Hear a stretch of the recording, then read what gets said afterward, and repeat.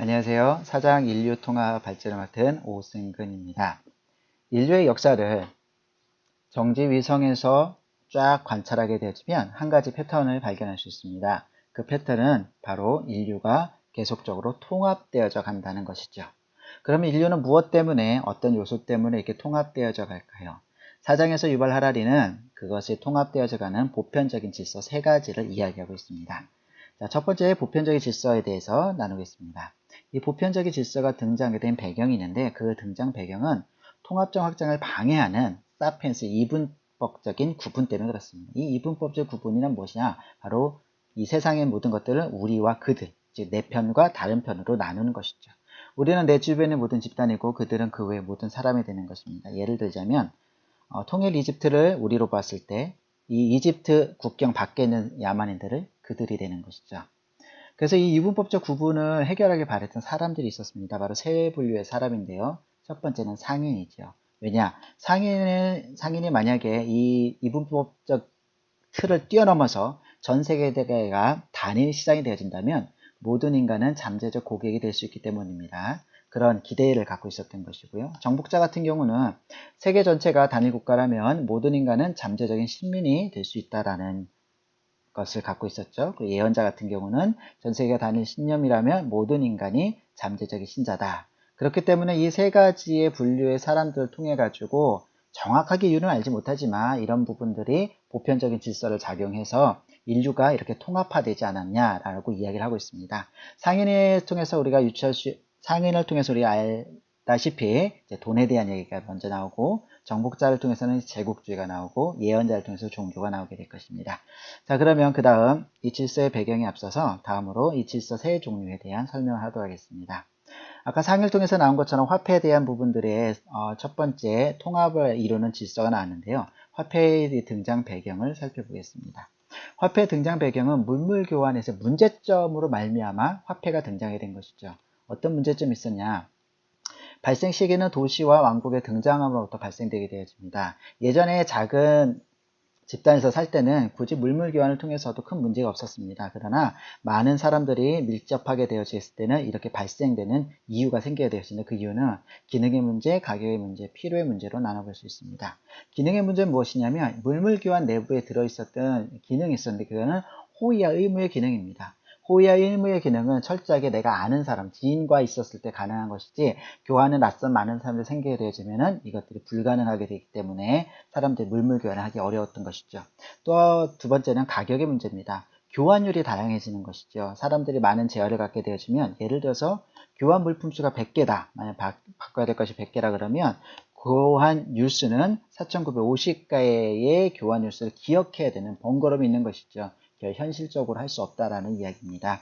그렇고 또 필요의 문제가 있습니다. 쌍방이 서로 원하는 것을 가지고 있지 못할 때가 많다는 것이죠. 이런 문제 때문에 해결이 시도가 되었는데 이 해결을 시도하고자 사람들은 집중적 물물교환 시스템을 한번 시도해 보았습니다. 시도 장소는 소련이고요. 시도 결과는 실패하게 됐던 것이죠. 그 이유는 이론적인 예상은 능력에 따라 일하고 필요에 따라 받는다라는 이론의 예상을 하였지만 현실적인 결과로는 문제가 되지 않는 범위 내에서 최소한으로 일하고 가능한 최대한 받아낸다의 결과를 냈기 때문에 이 물물교환 시스템은 결국 실패하였습니다. 이러한 배경으로 말미암아 이런 물물교환의 문제점으로 말미암아 화폐가 등장이 된 겁니다. 일단 화폐는 무엇일까요? 화폐의 정의를 알고 넘어가도록 하겠습니다. 화폐는 재화와 용역의 가치를 체계적으로 표현할 수 있게끔 사람들이 기꺼이 사용하려고 하는 물질적 실체가 아닌 어떤 심적인 구조물이라는 것이죠. 즉 어떤 물체 자체가 화폐가 아니라 그것을 사용할 수 있는 가치로 우리가 체계 안에 있는 어떤 심적인 구조물이라는 것입니다. 먼저 유형을 살펴보면 좀 더 화폐에 대해서 이해하기가 쉬운데요. 내재적으로 가치가 있는 화폐들이 있습니다. 그 자체만으로도 가치가 있는 것들, 가축이나 가죽, 소금, 곡식 등이 있을 것이고요. 희귀적 가치가 있죠. 담배 같은 경우는 이제 감옥 같은 데서 제수들 안에서 사용되어지는 희귀적인 가치로서의 담배가 있고요. 그 다음에 별, 보배, 고두운 껍데기 같은 경우도 그것의 가치가 있습니다. 신뢰적 가치는 주화나 우리가 지금 사용하고 있는 전자데이터들이 있을 것입니다. 이런 유형으로 화폐가 되어집니다. 이 화폐의 특징으로는 화폐가 작동하는 기능이 있는데 세 가지 기능이 있습니다. 첫 번째는 보편적 교환 수단입니다. 이 보편적 교환 수단을 통해서는 협력의 가능까지도 가능합니다. 낯선 사람도 내가 알지 못한 사람일지라도 이 화폐의 그 보편적 교환 수단의 가치 때문에 돈이란 목적으로서 서로 협력할 수 있는 관계가 되어지는 것이고요. 부를 축적하는 수단과 부를 이동하는 이 수단이 있습니다.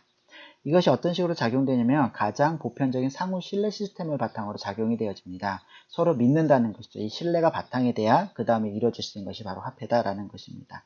작동 범위는 제한이 없습니다. 종교, 문화, 인종을 넘어서 통용됩니다. 그렇기 때문에 이 화폐의 기능이, 특징이 바로 인류를 어떠한 경계를 뛰어넘어, 담장을 뛰어넘어서 화합하게 되고 하나로 바꿀 수 있는 하나의 요소가 되었다라는 것이죠.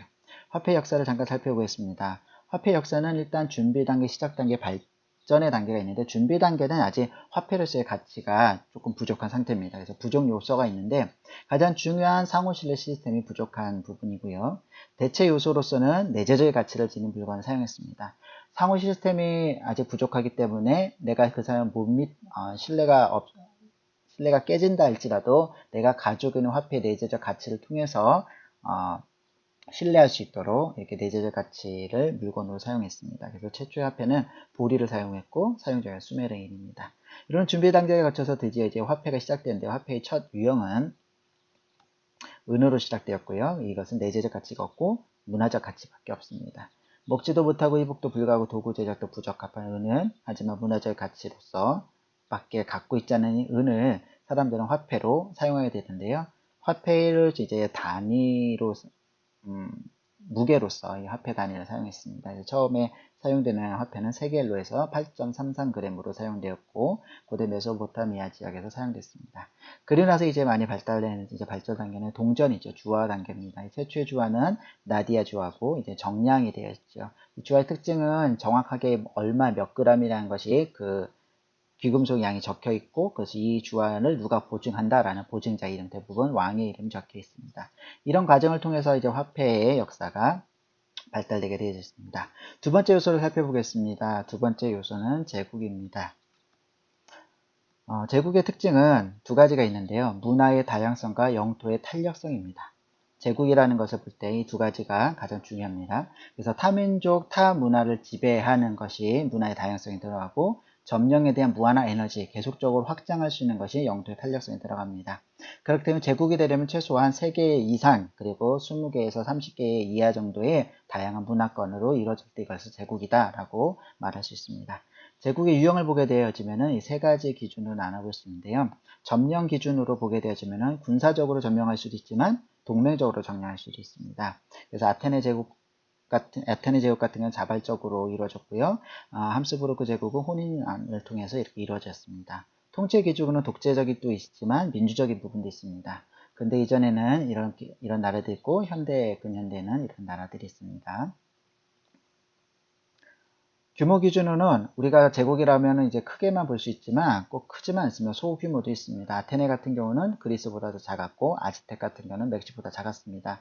하지만 아테네는 100여 개의 도시국가들이 함께 모였고 아즈텍은 30여여 개 정도가 부족들이 모여 있었습니다. 자, 그 다음에 제국의 기능입니다. 제국의 기능은 문화 혼합 통일 기능을 하고 있습니다. 이 문화 혼합 통일 기능이 무엇이냐면 제국이 정복을 통해 유익한 것들을 남기며 다양한 문화들을 통합하기에 제국이 붕괴된다 해도 다시 예전의 다양한 문화들이 살아나지 않게 되어지는, 다시 예전으로 돌아가지 못하게 되어지는 혼합 통일 기능이고요. 사례를 보게 되어지면 이것이죠. 두 아메리카 대륙의 언어는 매우 다양했으나 제국주의를 통해서 넷 중 하나의 제국어를 사용하는 대륙이 되었습니다. 이집트인 같은 경우는 사용 언어가 아랍어입니다. 하지만 이 아랍은 원래 이집트 언어가 아니죠. 아랍인으로 또한 민족의 기원을 자신이 아랍인으로 착각하게 되어집니다. 아랍 제국이 7세기에서 이집트를 점령함으로 나타난 것임에도 불구하고 옛날에 원래 이집트의 문화 돌아가지 못하고 제국주의가 남겨놓은 것들이 자신의 문화와 언어인 것으로 착각되어진 이런 문화 혼합 통일 기능을 가지고 있습니다. 그 다음에 마지막 종교를 보겠습니다. 종교의 특징은 보편성과 선교성이 있습니다. 보편성은 보편적인 초인적인 질서가 있다라는 것이고요. 선교성은 믿음을 모든 이들에게 전파하려는 강력한 미션이 있어야 종교의 특징이 종교로서 기능을 한다는 것이죠. 종교의 이용은 크게 두 가지로 살펴볼 수 있습니다.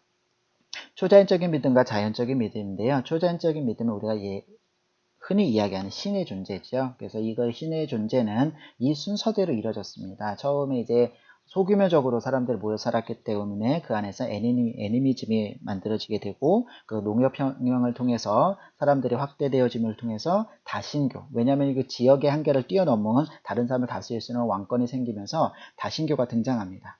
그러나 다신교는 거기서 멈추지 않고 다신교는 다시 일신교와 이신교로 나눠지지만 여전히 일신교와 이신교 안에도 여전히 다신교의 모습과 애니미즘의 모습을 포함하고 있는 모습으로서 결국에 하나가 없어지고 다른 것이 만들어지는 것이 아니라 하나의 내용들이 애니미즘의 사상들이 다신교 안에 내재되고 다신교의 모습들이 일신교와 이신교에 내재되는 모습으로 발달함을 이제 그리고 있습니다.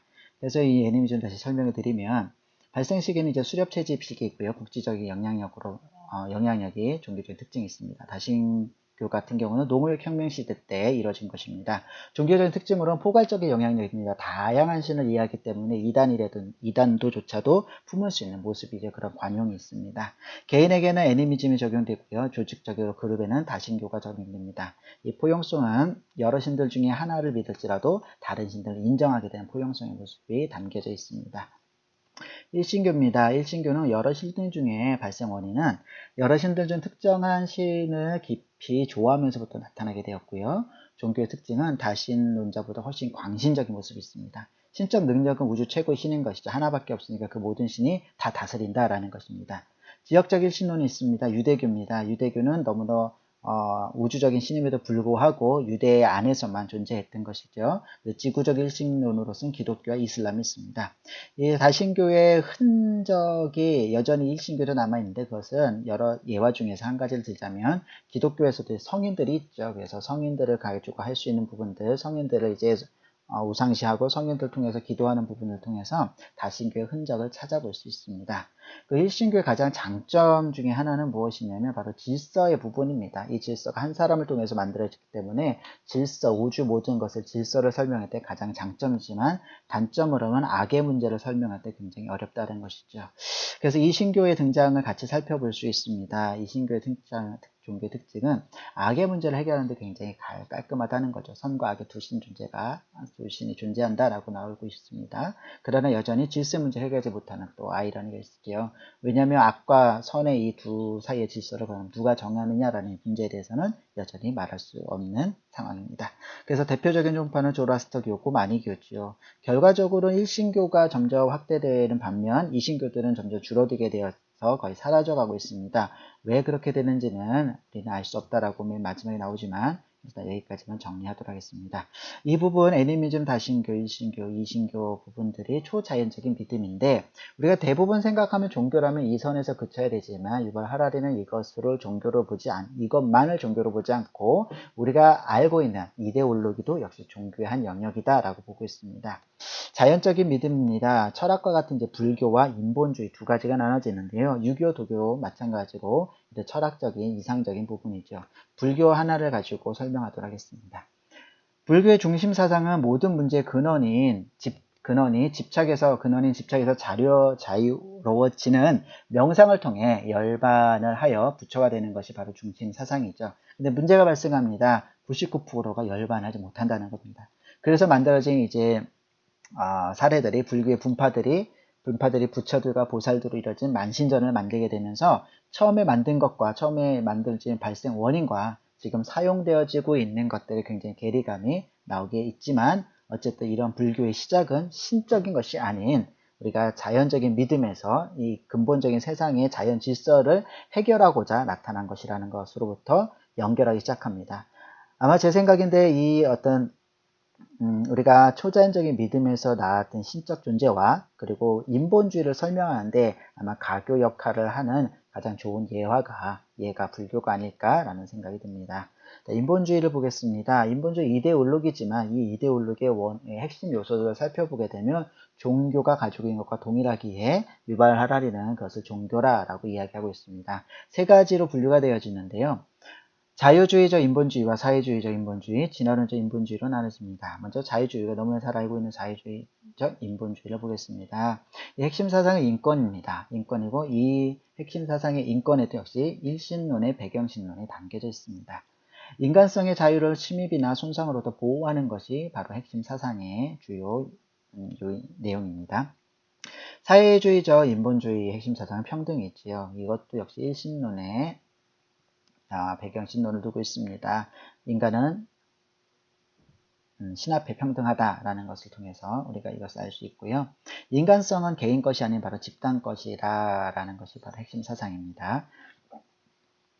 진화론적 인본주의가 있습니다. 이것은 무엇이냐면 진화는 핵심사는 진화인데요. 인간은 진화하거나 퇴화할 수 있는 종이라는 것입니다. 그렇기 때문에 전략이 필요한데 어떤 전략이냐면 하등한 혼혈족을 멸절시켜 인간이 퇴화되지 않도록 해야 한다. 그래서 나타난 것이 바로 나치즘인 것이죠. 이 세 가지의 인본주의의 종교가 있다라는 것입니다. 자, 지금까지 이렇게 세 가지를 살펴봤습니다. 화폐와 제국, 종교를 살펴봤는데 이 화폐와 제국, 종교의 질서에 공통점이 있습니다. 사실 유발 하라리는 책을 처음 이 장을 이제 서술하면서 이 장에 대해서 먼저 쓰면서 인간이 가지고 있는 문화의 특징 중에 하나가 바로 인지 부조화죠. 모순적 원리가 모순적 오류가 있다라고 이야기합니다. 이것을 통해서 문화들이 발달되고 있는데 이 문화에 발달되는 이 인지 부조화의 내용이 사실은 앞에 위에서 나온 이 세 가지 화폐와 제국과 종교 내에도 동일하게 담겨져 있기에 이걸 따로 이렇게 만들어 보았습니다. 인지 부조화의 의미는 이것이죠. 서로 상충되는 것을 하나로 묶어 전진하는 문화의 핵심 요소입니다. 이상하죠? 상충되지만 하나로 묶어서 전진해야지 그것이 핵심 요소입니다. 역할은 발전의 원동력과 통합의 포용력을 갖고 있습니다. 한번 적용을 해보도록 하겠습니다. 화폐 먼저 보도록 하겠습니다. 화폐는 이런 부분이 있죠. 원칙적 요소의 혼돈이 바로 화폐에 있는 그 인지 부조화가 있습니다. 자, 원칙적 요소는 이거였어요. 화폐 원칙적 요소는 보편적인 전환성이고 보편적인 신뢰성인데 이것이 혼돈적 요소로 모순적인 요소로가 들어가게 되어지는데요. 모든 것이 변환이 가능하다. 그렇기 때문에 교환 불가 영역이 교환 가능해지게 되어지는 상황이 발생하게 됩니다. 명예, 충성심, 도덕, 사랑이라는 것을 교환되게 되는 상황이 벌어지게 되고요. 신뢰의 익명성 때문에 대상적 신뢰에서 물질적 신뢰로 바뀌게 된 것이죠. 그래서 인간 공동체 신성한 가치를 신뢰하는 것에서 돈이라는 자체를 신뢰하는 것으로 바뀌어지게 되어지는 이러한 인지 부조화 현상이 나타났습니다. 그리고 제국 같은 경우는 고유적 요소의 혼돈입니다. 자기의 고유라고 생각하던 것을 혼돈이 되는 것이 인도하게 되어지면 고유적 요소가 우리가 생각할 때 타지말 인도 거다, 차를 재배하는 것, 고추 같은 향신료가 인도 거다라는 고유적 요소로 우리가 생각하지만 사실은 타지말은 무슬림 제국주의 산물이고 차는 19세기 중반 이후에 생산된 것이고 고추의 원산지는 멕시코인 것이죠. 이렇게 고유적 요소의 혼돈이 제국 요소에 있습니다. 종교는 신앙적 요소의 혼돈이 있습니다. 바로 일신론인데요. 일신론이라는 것은 이제 하나의 신을 섬기는 건데 이 일신론 안에 이신론적인 신념이 있다라는 것입니다. 바로 선과 악의 대립에 대한 것이 들어있고 이것이 바로 기독교와 무슬림 사상이 초석이 된 것이죠. 그리고 이데올로기와 종교의 관계를 보게 되어지면 아까도 말씀드린 거긴 하지만 핵심 요소는 종교와 같은 종교가 아니라고 하는 이데올로기들이 바로 이 안에 담겨져 있습니다. 자, 이렇게 다양하게 이런 부분들로 인지 부조화의 역할이 나타나고 있습니다.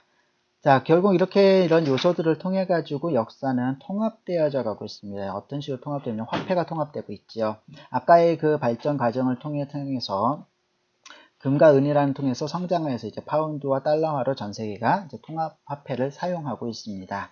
문화의 통합입니다. 문화의 통합의 원인은 제국의 문화적 다양성과 국경의 탄력성인데요. 영토 범위, 정부 형태, 인구의 크기로 결정되지 않는 이러한 탄력성을 통해서 어떠한 결과를 나오게 되냐면 다양성의 축소와 소멸이 나타나기 시작합니다. 다양했던 민족과 부족이 제국을 통해 하나의 민족적 문화가 되는 것이죠. 그래서 제국적 문화에서 예전 문화로 복구될 수 없는 이러한 축소와 소멸의 모습이 있습니다. 또한 지구 제국의 탄생이 이루어지게 되어지는데 지구적으로 환경 문제와 인권 문제, 경제 문제에 대해서는 자기 나라뿐 아니라 전 지구적으로 움직이고 나타나게 되어지는 현상이 문화의 통합이 이루어지게 된 것입니다. 알겠어요. 예로 한 가지 사례를 보도록 하겠습니다. 사례는 로마 제국인데요. 로마 제국에 누만시아 이야기 있습니다. 이 누만시아가들이 로마 제국을 굉장히 맞서가지고 열심히 싸웠으나 결국에는 그분들이 모두 다 멸망하게 됐죠. 그러나 그들이 끝까지 싸운 이야기가 굉장히 감동 깊은 이야기고 감명을 주기에 이런 이야기들이 많이 나오게 되어집니다. 그래서 이런 이야기들이 그럼 누가 썼는가? 어쨌든 간에 제국에서 썼다라는 것이죠. 이런 부분을 통해서 이 문화들이 자신의 문화들은 사라지거나 축소되거나 사라져버리고 제국에 의해서 만들어진 문화들이 만들어진다라는 것입니다. 그 다음 종교통합입니다. 종교통합의 대상은 초자연적인 믿음과 자연질서의 믿음이 통합되어지는데요. 이제 다신론과 일신론을 바탕으로 한 일신론이 만들어지고 또 자연질서의 믿음이 인본주의로서 만들어지는 것이죠. 결국 인본주의 안에서도 일신론이 같이 섞이게 되고 일신론 안에서도 인본주의가 섞이게 되어지는 결국엔 초자연적인 믿음과 자연적인 믿음이 섞여지는 종교의 통합이 지금 이루어지고 있습니다. 그렇다면 과연 우리의 역사는 어떠한 방향으로 흘러가게 될 것일까요? 이 역사의 예측 이론이 있습니다. 두 단계의 카오스계 이론인데요. 변수에 의해 변수가 생기는 것으로 하나의 변수를 예측할 수 있다 해도 다른 변수에 의해서 결과가 달라진다는 것이죠. 결국 그렇기 때문에 우리가 앞으로의 것을 예측하거나 알아본다 할지라도 그것이 예측대로의 결과가 나타나지 않는 것. 그것이 바로 역사의 방향이라는 겁니다. 그래서 역사는 지금 현재 교체로 앞에 서 있는 역사입니다. 그래서 미래의 결과를 알 수 없는 것이지요. 이상 4장 인류 통합 발제를 마치도록 하겠습니다. 감사합니다.